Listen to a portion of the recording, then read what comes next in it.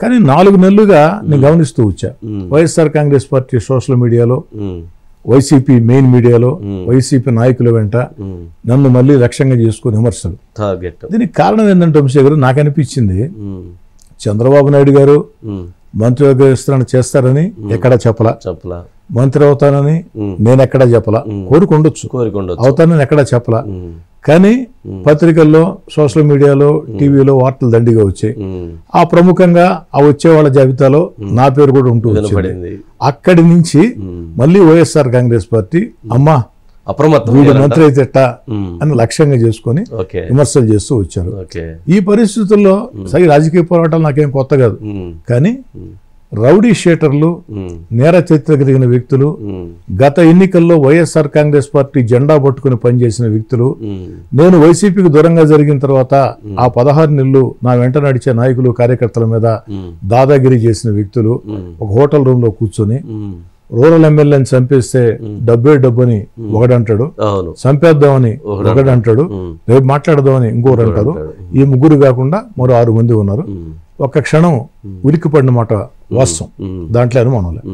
అంటే ఆత్మవిశ్వాసం అనుకోండి, లేదా పొగురు అనుకోండి, నాకు ఒక ధైర్యం, నన్ను ఎవరేం చేస్తారు లేని జీవితంలో ఎన్నో చూసి ఉండాలని చెప్పని పెద్ద పెద్ద రౌడీలతోనే విద్యార్థి నేతగా పోరాటం చేశాను.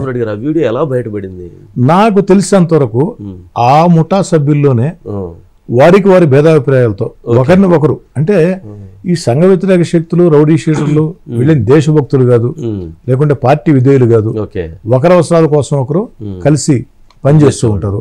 వాళ్ళల్లో వాళ్ళకి విభేదాలతో ఇది బయటకు వచ్చిందని చెప్పని నేను భావిస్తున్నా. అయితే భయం అని అనుకోవద్దు, కానీ నేను జాగ్రత్తగా ఉండాలా అని నిర్ణయం తీసుకున్నా. ఎందుకంటే ఖచ్చితంగా నాకు కుటుంబం ఉంటుంది. అంటే వాళ్ళు 3 అంశాలు మాట్లాడారు అక్కడ. మిమ్మల్ని చంపేస్తే కావాల్సినంత డబ్బు, డబ్బే డబ్బు. ఎవరు ఆ డబ్బు ఇచ్చేది ఎవరు, ఎవరు ఆ డబ్బు వెనక ఉండేది ఎవరు? ఇప్పుడు ఒక్కటి వంశీ గారు, నేను పోలీసులను అడిగేది అదే. నాకు కూడా సోర్సెస్ ఉన్నాయి, నాదైన శైలిలో నేను కూడా విచారణ చేస్తా, మీరు కూడా విచారణ చేయండి. వాళ్ళు ఏ ఎమ్మెల్యే గురించి మాట్లాడాల, మీ గురించి, ఏ మంత్రి గురించి మాట్లాడాల, ఏ పోలీస్ అధికారి గురించి మాట్లాడాల, లేకపోతే జర్నలిస్ట్ గురించి మాట్లాడాల, ఏం మాట్లాడారు వాళ్ళు? రూరల్ ఎమ్మెల్యేని చంపేస్తే డబ్బు అన్నారు, ఆ డబ్బు ఊరుస్తా ఉన్నారు. వాస్తవానికి నేను గాలివాటికి ఆరోపణలు చేయటం నాకు ఇష్టం వంశీ గారు. కానీ నాకుండే అనుమానం మాత్రం వైఎస్ఆర్ కాంగ్రెస్ పార్టీ మీద. అది కూడా నెల్లూరు జిల్లా నేతల మీద కాదు. నెల్లూరు జిల్లాలో ఉన్న వైఎస్ఆర్ కాంగ్రెస్ పార్టీ నేతలు అంత ధైర్యం చేస్తారని నేను అనుకోవటం లేదు. ఇది రాష్ట్ర స్థాయిలో జరిగినటువంటి కుట్రగా నాకు అనుమానం, నిర్ధారణ కాదు, అనుమానం. పోలీసులు ఇన్వెస్టిగేషన్ జరుగుతా ఉంది. కానీ కోటంరెడ్డి సీతారెడ్డి గారు ఇంకొక ఇన్వెస్టిగేషన్ చేస్తుంటారు మీకున్నటువంటి జరుగుతూ ఉన్నాయి. కానీ ఆ పరిధిలో మీకు ఇప్పటికేదో ఎక్కడో దగ్గర ఒక ట్రాక్షన్ వచ్చింది, జరుగుతూ ఉన్నాయి. ఎవరి దాకా వెళ్ళి ఆగింది అది? అంటే నాకు తెలిసినంత వరకు ఏ దిశగా ఆలోచన చేసినా, ఏ దిశగా ఎవరితో మాట్లాడించినా, ఎన్ని ప్రయత్నాలు చేసినా వేరే కారణం కనపడటం, వేరే కారణాలు ఏముంటాయి వంశీ గారు? వేరే కారణం కనపడటం కేవలం వీళ్ళన్నీ కూడా వైఎస్ఆర్ కాంగ్రెస్ పార్టీ రాష్ట్ర కార్యాలయం వైపు చూపిస్తున్నాయి. అయినా నేను వారేనని చెప్పని ప్రకటించడం, ఎందుకంటే తొందరపాటు అవుతుంది. పార్టీ కార్యాలయం అంటే అందులో 1 దాకా వెళ్ళిందా, 2 దాకా వెళ్ళిందా, 3 దాకా వెళ్ళిందా? నాది జరగాలంటే అగ్రస్థాయి నేతల స్థాయి జరుగుంటుంది తప్ప కింది స్థాయిలో చేస్తారని చెప్పి నేను అనుకోవటం లేదు. ఆ వీడియో గాన బయటికి రాకపోతే, అరుణ అరెస్ట్ కాకుండా ఉంటే ఇప్పుడు మీరు ఉండేవాళ్ళ, ఇలా మనం కూర్చొని ఇంటర్వ్యూ చేసేవాళ్ళమా? డౌటే. అంటే గ్యారెంటీ అని చెప్పలేం, కానీ డౌట్. నా రాత రాసి పెట్టి ఉంటే బతకాలని బతికేవాడిని. అటెంప్ట్ అయితే ఖచ్చితంగా జరిగి ఉండేది. అక్కడ ఉండే వ్యక్తులంతా నేర చరిత్ర కలిగిన వ్యక్తులు. దాంట్లో ఒకరిద్దరు నాకు కూడా తెలిసిన వ్యక్తులు. వాళ్ళందరూ కూడా నాకు ఎలక్షన్ లో వ్యతిరేకంగా చేసిన వ్యక్తులు. సహజంగా నాకు బలహీనత ఉంది వంశీ గారు.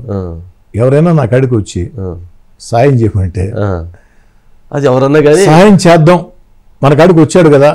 నేనేమనుకుంటానంటే ఈ సమాజంలో కోట్ల జనాభా ఉంది, సహాయం చేయమని మన కాడికి 10 మంది వచ్చారంటే అవకాశం మనకు దేవుడిచ్చిన అవకాశంగా భావించి సాధ్యమైనంత వరకు సంఘ వ్యతిరేక కార్యక్రమాలు తప్ప, సమాజం నష్టం చేసే కార్యక్రమాలు తప్ప, కష్టమో నష్టం అంటే సాయం చేసే అలవాటు నాకు దండిగా ఉంది. కాబట్టి నన్ను ఎవరైనా సరే ఎక్కడి నుంచి ఫోన్ చేసినా, మీ తెలుసు 2 నెలల ముందు అర్ధరాత్రి నాకు కుటుంబం ఫోన్ చేస్తే, నాకు గన్మెన్ కూడా ఆ రోజు లేడు, నేను నేరుగా డ్రైవర్ని తీసుకొని ఆడికి వెళ్ళి వాళ్ళ సమస్యను పరిష్కరించాం. అవును. అది నాకు ఇష్టం. ఎందుకంటే ఒక 11 గంటల వేళ ఒక కుటుంబం నాకు ఫోన్ చేసిందంటే ఎంత కష్టం, నమ్మకం, ఎంత కష్టం, ఫోన్ లిఫ్ట్ చేస్తాడో నమ్మకం. కాబట్టి అదో తృప్తి. ఓకే. అంటే ఒక్కొక్క బలహీనత అని నాకుండే బలహీనత ఏంటంటే నిరంతరం ప్రజల్లో ఉండాలా, ఎన్నికలు ఉన్నా లేకున్నా ప్రజల దగ్గరగా ఉండాలా, వాళ్ళు అడిగే చేసి పెట్టాలా, వాళ్ళు తిట్టినా తిట్టించుకోవాలా. ఎందుకంటే ఈ స్థాయిలో నేను ఉన్నానంటే నాకు గతంలో జగన్మోహన్ రెడ్డి గారు, ఇప్పుడు చంద్రబాబు గారు టికెట్ ఇవ్వచ్చు కానీ ఓటేసి గెలిపించింది వాళ్ళు ప్రజలు. రెండోది నా కోసం కష్టం చేసిన కార్యకర్తలు. ఏమిటంటే వంశీ గారు, ఏ రాజకీయ పార్టీ అయినా ఏ రాజకీయ నాయకుడైనా కార్యకర్తను వదిలేస్తే వాళ్ళు సర్వనాశనం.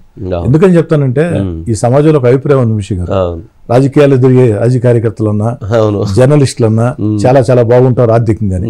90% మంది జర్నలిస్టులు రాజకీయ కార్యకర్తలు ఆ కష్టాలు నాకు తెలుసు.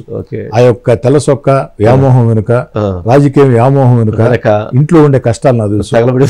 నేను అనుభవించుండే అవన్నీ. అందుకే కార్యకర్తను ప్రోత్సహించడం అంటే బొగ్గగిల్లో పొట్టదడితే అది ప్రోత్సహించడం కాదు. ఆ కార్యకర్తల్లో కొంతమంది ఆర్థికంగా ఇబ్బందులు పడేవాళ్ళు ఉంటారు, వాళ్ళకి ఏదో దారి చూపించడం. కొంతమంది ఆర్థికంగా స్థిమితంగా ఉండేవాళ్ళు ఉంటారు, వాళ్ళు రాజకీయం గౌరవం కోరుకుంటారు. నా ఎమ్మెల్యే పదవి వచ్చేసింది, నాకెందుకు అనకుండా ప్రయత్నాలు చేయటమా, పోరాటం చేయటమా, అందరు చుట్టూ తిరగటమా, వాళ్ళందరూ రాజకీయంగా గౌరవం ఇప్పించడం, అవన్నీ చేసినప్పుడే ఒక తృప్తి, ఒక గౌరవం ఉంటుంది. అలా కాకుండా ఊరికే పొట్టదట్టి భుజంగిల్లి శబాష్ అంటే కుదరదు. కాబట్టి జనమైనా కార్యకర్తలైనా నాకు జనం ఓటేశారు. 1-3 సార్లు ఒకే నియోజకవర్గం, అర్బన్ నియోజకవర్గం, అందులో దాదాపుగా సగం నెల్లూరు నగరం, నెల్లూరు నగరం నాకు వస్తుంది. ఇక్కడి నుంచి 3 సార్లు గెలిపించారంటే ఇంకా చేయాలా అన్న తపన. అందుకే దాదాపు 300 కోట్ల రూపాయలతో అభివృద్ధి పనులు 70% పూర్తయి ఇంకా చేయాల్సిన దండిగా ఉన్నాయి. నా కోరిక ఒకటే, జీవితంలో ఇంకో 2-3 తరాలు ఎమ్మెల్యే అంటే ఎలా ఉండాలా, ఎప్పుడు అభివృద్ధి జరిగిందంటే కోటమిరెడ్డి సోదరెడ్డి అభివృద్ధి మారిపోయారు, కోటమిరెడ్డి సోదరెడ్డి కార్యకర్తలకు అండగా ఉన్న తీరు, కోటమిరెడ్డి సోదరెడ్డి జనంకి అందుబాటులో ఉండే తీరు, సౌండ్ రావాలంట, అది రావాలని నా కోరిక. మీకు ఆ సౌండ్ రావాలని మీ కోరిక, అది ఫైనల్ మిగిలి ఉంది.